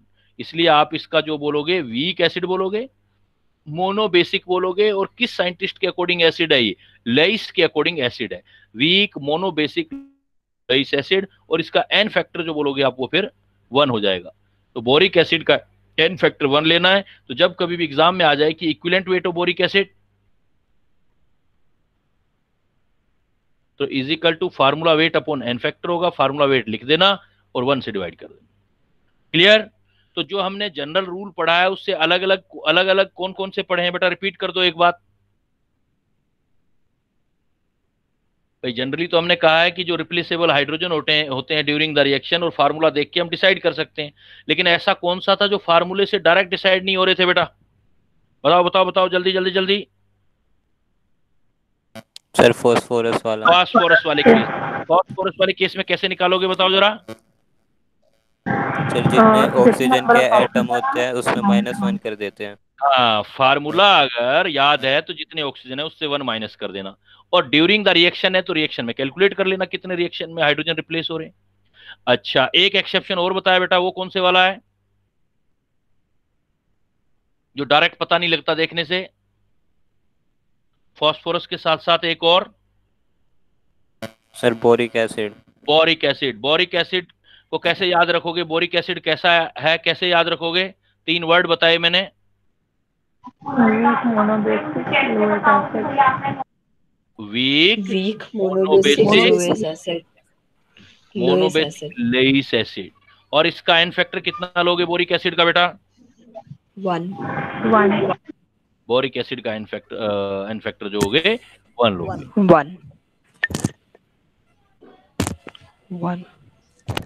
अब आ जाओ एसिड के बाद चलते हैं, फिर आ जाओ बेस के लिए एन फैक्टर कैसे निकालेंगे। अच्छा चलो जनरल बात कर लेता हूं सर, मैं आपसे। क्या बता एक मिनट सकते स्क्रीन ऊपर कर दीजिए। क्या मुझे ये बता सकते हो बेटा कि बेस के लिए एन फैक्टर कैसे सोचोगे अब आप?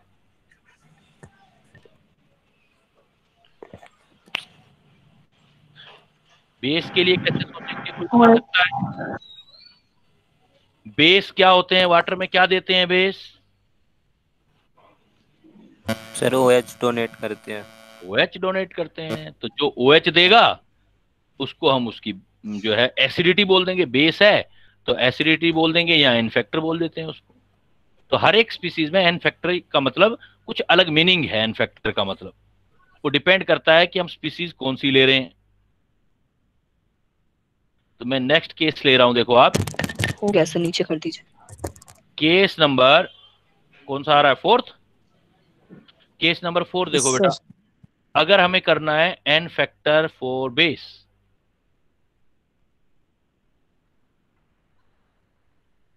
तो एन फैक्टर फॉर बेस का मतलब बेटा हमारा होगा number of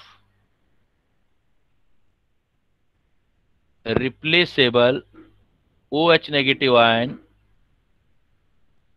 during reaction per species. और जनरली इसको बिकॉज बेस के लिए है तो इसको बोल देंगे एसिडिटी। बेस के केस में बोलते हैं हम एसिडिटी। तो इक्विवेलेंट वेट ऑफ बेस क्या हो जाएगा, देखो equivalent weight of base is equal to formula weight divided by लिख दोगे एसिडिटी। ये E हो गया, फार्मूला वेट M डैश हो गया, सपोज एसिडिटी एन फैक्टर हो गया। जैसे example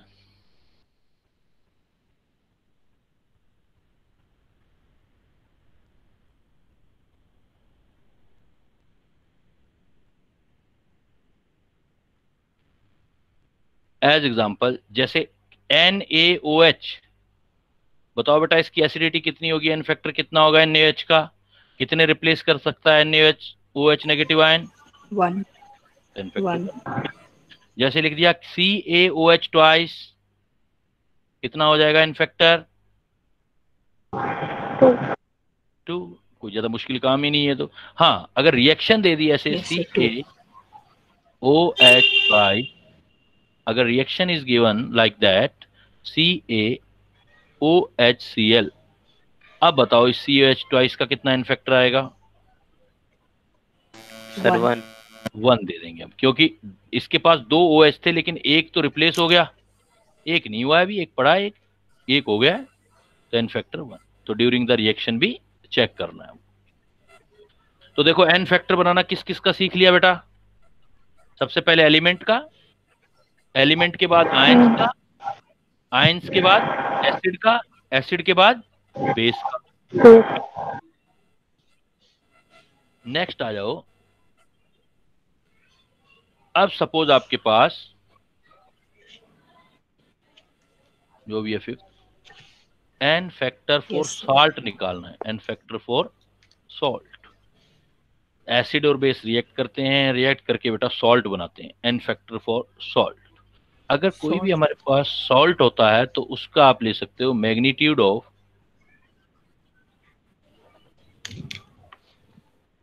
either type of charge.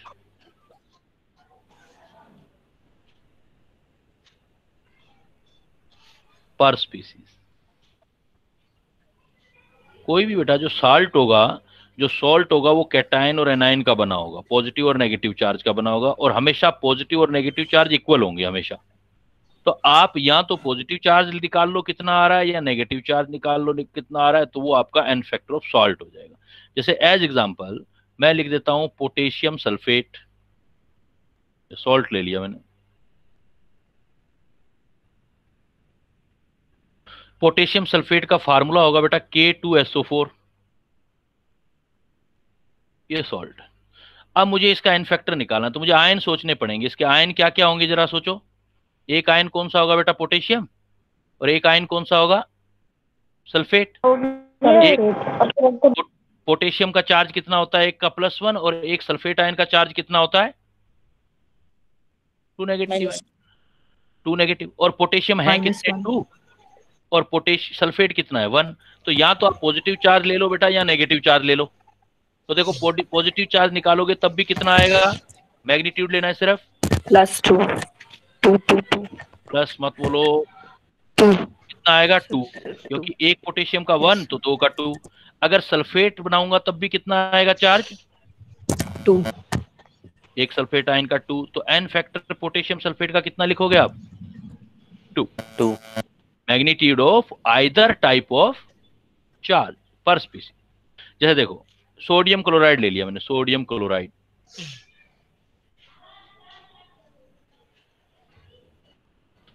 Sodium chloride का फार्मूला क्या होता है? NaCl। इसको ब्रेक करके देखो क्या मिलेगा? Na positive and Cl negative. तो Na कितना है? 1, Cl भी 1, तो पॉजिटिव चार्ज कितना आया देखो बेटा? 1। और नेगेटिव चार्ज भी कितना है? 1 वो भी आना है 1। तो एन फैक्टर NaCl का क्या लोगे? 1। Clear? Yes sir.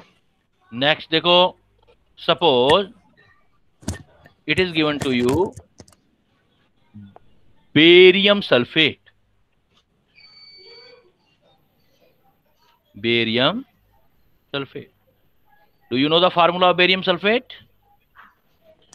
BaSO4. BaSO4. Break the molecule BaSO4, then what do you found? What do you find? Ba plus SO4 2 minus. Ba2 positive ion plus sulfate ion. You have one Ba2 positive ion, one sulfate ion. Then Yes, now sir. you need to check the charge. How much charge? Magnitude of charge for either positive or negative? 2. It means n factor of barium sulfate is 2. Now we are taking some specific example like potash alum. Potash alum, फिटकरी देखा होगा सभी ने, फिटकरी। देखो potash alum actually is a double salt. Double salt ये जो बना हुआ है 2 साल्ट से बना हुआ है। तो पोटास मतलब पोटेशियम का सल्फेट, एलम मतलब एल्यूमिनियम का सल्फेट। तो पोटेशियम का सल्फेट होगा तो फार्मूला क्या होगा? K2SO4। याद हो जाएगा देखो अभी का भी फार्मूला। पोटास मतलब पोटेशियम सल्फेट, एलम मतलब एल्यूमिनियम सल्फेट।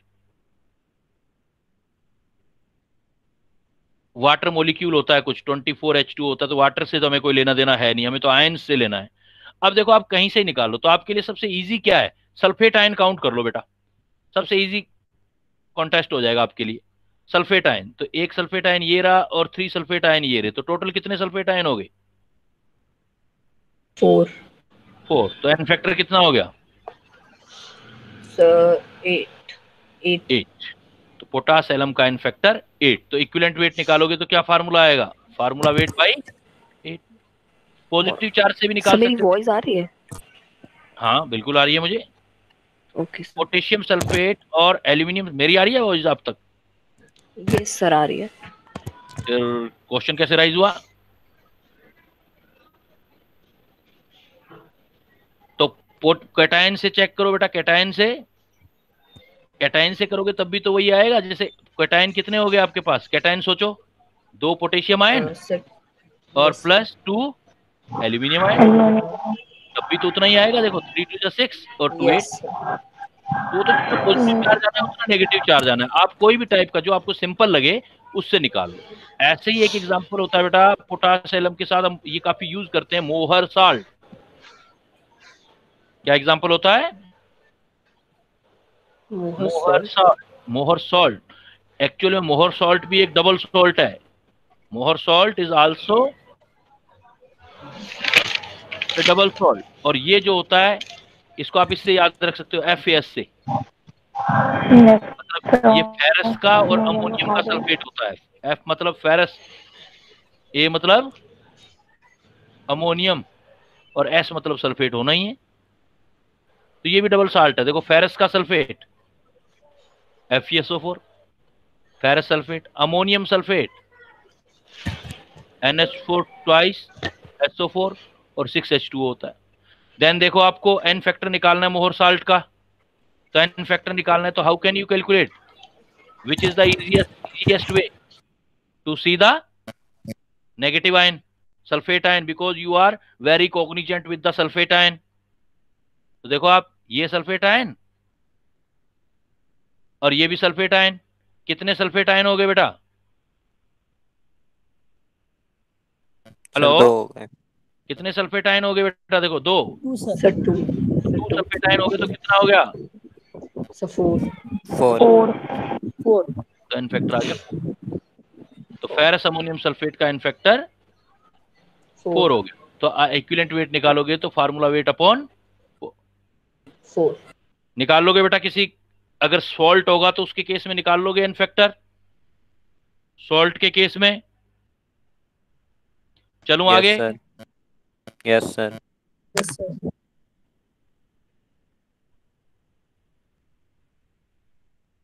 अब आ जाओ। अब मान लो आपके पास ऑक्सीडाइजिंग या रिड्यूसिंग एजेंट हो। Next case, n factor for oxidising agent और reducing agent. You know, oxidising agent है जो दूसरे को ऑक्सीडाइज करता है। ऑक्सीडाइजिंग एजेंट दूसरे को क्या करता है? ऑक्सीडाइज। और खुद रिड्यूस होता है, मतलब इलेक्ट्रॉन गेन करता है, इलेक्ट्रॉन गेन करता है। तो ऑक्सीडाइजिंग एजेंट का मतलब एन फैक्टर निकालेंगे, इसका होगा नंबर ऑफ इलेक्ट्रॉन गेनिंग पर स्पीसीज। अगर कोई स्पीसीज कितने इलेक्ट्रॉन गेन कर रही है तो वो ऑक्सीडाइजिंग एजेंट का एन फैक्टर। रिड्यूसिंग में दूसरे का रिड्यूस करेगा, खुद ऑक्सीडाइज होगा, तो नंबर ऑफ इलेक्ट्रॉन लूजिंग पर स्पीसीज। अगर कोई स्पीसीज कितना इलेक्ट्रॉन लूज कर रही है देन उसका एन फैक्टर आ जाएगा। तो अगर आपके ऑक्सीडाइजिंग या रिड्यूसिंग एजेंट में एन फैक्टर देखना है तो एक्सचेंजिंग ऑफ इलेक्ट्रॉन से देखोगे आप, मतलब एक्सचेंज कितना हो रहा है, चाहे ऑक्सीडाइजिंग एजेंट हो चाहे रिड्यूसिंग एजेंट हो। नंबर ऑफ इलेक्ट्रॉन एक्सचेंज कितना हो रहा है पर स्पीसीज। जितना इलेक्ट्रॉन चेंज करेगा वो एक्सचेंज करेगा, मतलब दूसरे को देगा, उसको आप उसका एन फैक्टर बोलोगे। इसमें आपको क्या कुछ चीजें याद करनी होंगी। जैसे देखो, कुछ इंपोर्टेंट ऑक्सीडाइजिंग एजेंट एग्जांपल बताता हूं।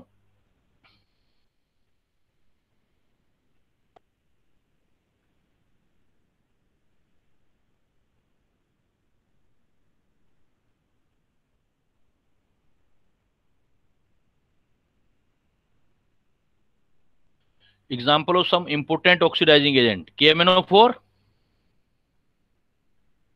potassium permanganate, K2Cr2O7,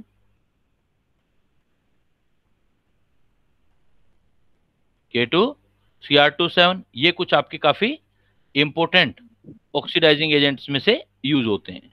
बट इनकी आपको क्या है, केमिस्ट्री याद करनी पड़ेगी ऑक्सीडाइजिंग एजेंट में।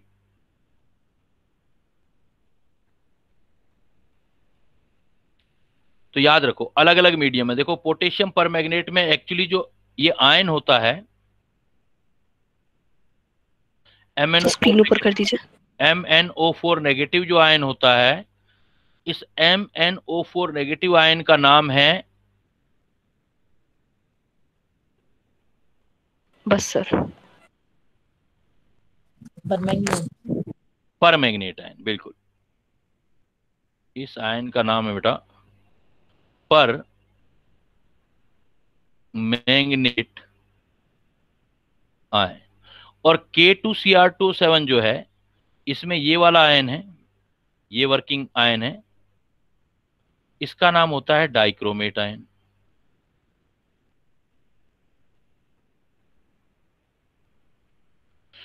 ये क्या है, अलग अलग एसिडिक मीडियम में अलग अलग चेंज होते हैं। जैसे कभी भी मैं परमैंगनेट आयन ले लूं, MnO4 नेगेटिव ले लूं, तो MnO4 नेगेटिव जब कभी भी आप एसिडिक मीडियम लोगे,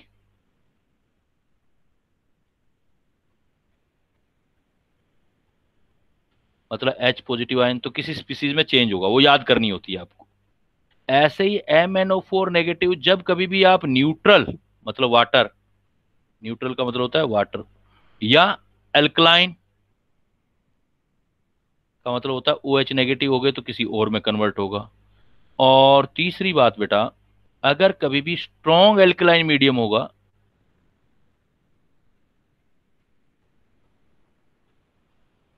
स्ट्रॉन्ग OH नेगेटिव आयन, तो अलग स्पीसीज में चेंज होगा। तो ये you have to learn, you are supposed to learn all these product among in all these medium because it is very important example permanganate ion। जब कभी भी आप परमैंगनेट आयन को एसिडिक मीडियम दोगे तो मैग्नीज जो होगा वो +2 के अंदर कन्वर्ट होगा, Mn+2 आयन के अंदर कन्वर्ट होगा MnO4 नेगेटिव में से। अगर MnO4 नेगेटिव को न्यूट्रल या एल्केलाइन मीडियम दोगे तो बेटा वो MnO2 में कन्वर्ट होगा, MnO2 के अंदर। और जब कभी भी आप स्ट्रॉन्ग एल्केलाइन मीडियम दोगे तो ये कन्वर्ट होगा MnO4 नेगेटिव, MnO4 नेगेटिव। तो सबसे पहले आपको ये चीज याद करनी पड़ेगी बेटा कि ये परमैंगनेट आयन किस मीडियम में, किस में कन्वर्ट होता है, किस मीडियम के अंदर कहां कन्वर्ट होता है। तो रिपीट करो मेरे साथ एक बार, अगर परमैंगनेट आयन एसिडिक मीडियम होगा तो किस में कन्वर्ट होगा बेटा, Mn+2। Mn2 positive. जहां भी एसिडिक मीडियम देख लो अपने आप सोच लो कि Mn2 में कन्वर्ट हो गया है वो। अगर न्यूट्रल या एल्केलाइन मीडियम में तब किस में कन्वर्ट होगा वो, MnO2। और अगर स्ट्रॉन्ग एल्केलाइन वर्ड लिखा हुआ है तब किस में देखोगे आप, MnO4 MnO4 नेगेटिव को बोलते हैं मैंगनेट आयन। मैंगनीट आयन। अब क्या है कि हमें हर कंडीशन के अंदर सपोज एन फैक्टर निकालना है, तो एन फैक्टर निकालने के लिए रिएक्टेंट में मैग्नीज का, मेरी बात ध्यान से सुनना, रिएक्टेंट में मैग्नीज का सबसे पहले ऑक्सीडेशन स्टेट निकालो, प्रोडक्ट में मैग्नीज का ऑक्सीडेशन स्टेट निकालो, और दोनों का डिफरेंस पर स्पीसीज निकालो। कैसे, देखो अगर मुझे Mn का ऑक्सीडेशन स्टेट निकालना है, Mn का ऑक्सीडेशन स्टेट, तो कैसे निकालूंगा, देखो MnO4 नेगेटिव, सपोज एक मैग्नीज का है X, एक ऑक्सीजन का चार्ज होता है -2, तो 4 का चार्ज होगा -8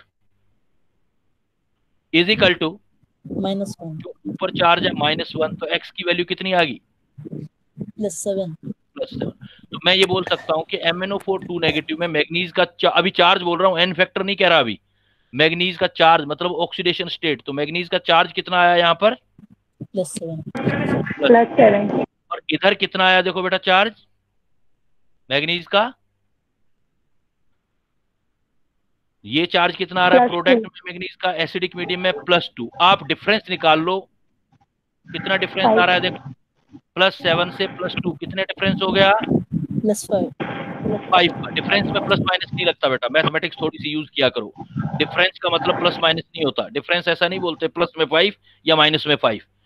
तो +7 से +2 कितने का डिफरेंस आया, 5 का। 5 देखने के बाद इस पर स्पीसीज में देखो मैग्नीज हैं कितने, 1। 1। इसका मतलब MnO4 नेगेटिव का एन फैक्टर एसिडिक मीडियम में कितना लोगे आप, 5। इसलिए इक्विवेलेंट वेट निकालोगे तो फार्मूला वेट डिवाइडेड बाय किससे कर दोगे, 5। आ जाओ बेटा नेक्स्ट वाले केस में, सपोज आपको न्यूट्रल या एल्केलाइन मीडियम में निकालना है, तो MnO2 में ऑक्सीडेशन चार्ज निकालो। देखो एक मैग्नीज का सपोज X, एक ऑक्सीजन का -2, 2 का -4 इक्वल टू 0, तो X इक्वल टू कितना हो गया, +4। दोनों की ऑक्सीडेशन स्टेट निकाल ली मैग्नीज की। अब डिफरेंस निकालो बेटा दूसरे केस में, +7 से +4 कितने का डिफरेंस आया, 3 का। 3 का। तो उसी के MnO4 का इंटू ए की मैग्नीज है, Mn1 है तो 1 लगा दूंगा। तो उसी Mn का MnO4 नेगेटिव का न्यूट्रल या एल्केलाइन मीडियम में एन फैक्टर 3 हो गया। तो अब इक्विवेलेंट वेट कितना आ जाएगा, m डैश बाई 3। लास्ट वाले में आ जाओ, MnO4 2 नेगेटिव। तो मैग्नीज का ऑक्सीडेशन स्टेट निकालो सबसे पहले। X ऑक्सीजन का -8 इक्वल टू -2, तो X इज इक्वल टू +6। तो यहां मैग्नीज का चार्ज आ गया +6। तो डिफरेंस निकालो बेटा, देखो +7 से +6 कितना डिफरेंस आएगा? 1 का, तो एन फैक्टर आ गया 1। तो इसका मतलब इक्विवेलेंट वेट जो आ जाएगा वो आ जाएगा m डैश बाई 1। तो डिपेंड होता है कि क्या मीडियम ले रहे हो, कितने इलेक्ट्रॉन एक्सचेंज होंगे। इवन रिएक्टेंट सेम है लेकिन अलग अलग कंडीशन में एन फैक्टर अलग अलग आया है। MnO4 का नेगेटिव अब रट डालो। Mn4 नेगेटिव का एन फैक्टर एसिडिक मीडियम में कितना होगा? 5 बेसिक मीडियम में कितना होगा? न्यूट्रल या बेसिक 3। और स्ट्रॉन्ग एल्केलाइन मीडियम में कितना होगा? 1। अब आपसे एग्जामिनर अगर क्वेश्चन पूछता है वो ऐसे पूछेगा आपसे, सपोज ये प्रॉब्लम दे दिया,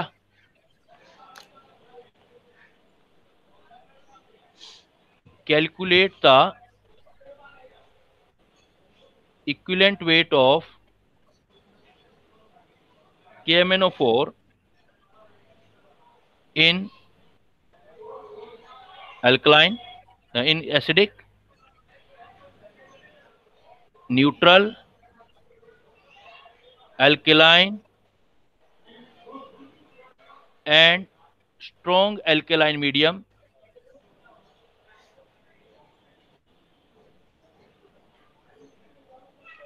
respectively। तो क्या करेंगे बेटा, हम सारे मीडियम रख देंगे। मीडियम रखने से हमें एन फैक्टर याद होना चाहिए, तो हमारा सारा कुछ हो जाएगा। तो H पॉजिटिव मतलब एसिडिक मीडियम, H2O मतलब न्यूट्रल मीडियम, OH नेगेटिव मतलब alkaline medium, OH negative strong मतलब स्ट्रॉन्ग एल्केलाइन मीडियम। तो हमें एन फैक्टर सभी पता है KMnO4 के। एसिडिक मीडियम में एन फैक्टर कितना आएगा बेटा? 5। MnO4 नेगेटिव का 5 आ रहा है। एक MnO4 नेगेटिव है KMnO4 में, यहाँ 3, यहाँ भी 3, यहाँ 1। तो इक्विवेलेंट वेट निकालेंगे तो क्या आ जाएगा?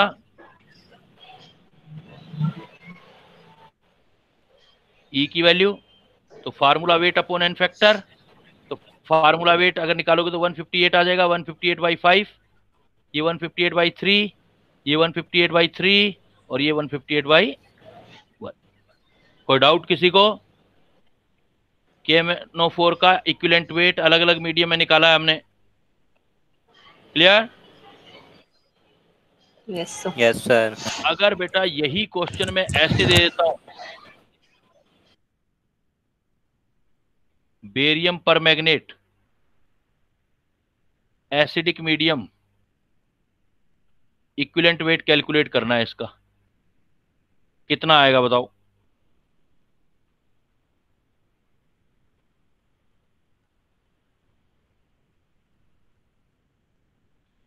बेरियम पर मैग्नेट का एसिडिक मीडियम में इक्विवेलेंट वेट निकालना है।